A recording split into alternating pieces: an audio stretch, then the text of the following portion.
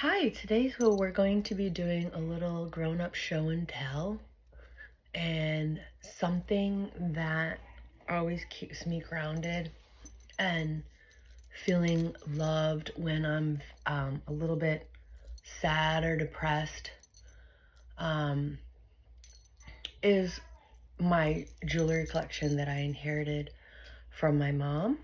And this is a collection from my grandmother on my dad's side, and she was a very resourceful woman. She raised 4 kids pretty much on her own in China with her mother-in-law in the house, and my youngest aunt was Down syndrome. So there was a lot of challenges, you can imagine, practically being a single mom in southern China, with pretty limited resources, but she was so industrious.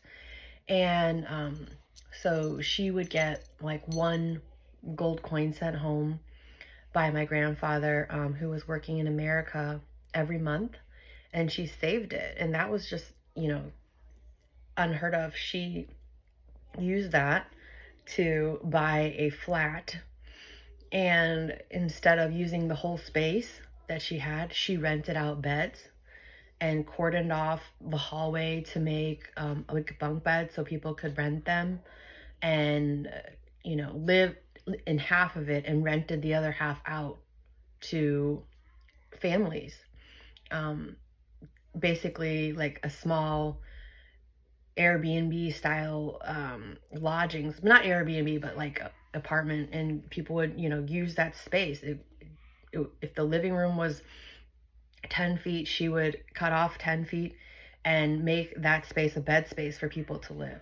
And she would rent those out. I think that sometimes she had 4 or 5 tenants living within her loft of 1,000 square feet, with her 4 kids and her mother-in-law. So, they have their own living space, and she rented those out. So she was a landlady. She was making money. And also she was able to cook for the families if they had to go to work. She made food and she sold it, so people didn't have to prepare their own lunches, since if they didn't have a kitchen in their small living quarters, or if it was a bachelor and they needed dinner, she would charge them extra for that. And I just love hearing that story from my parents about her and her resourcefulness, and making do with what she had and making the most of it. And I really admire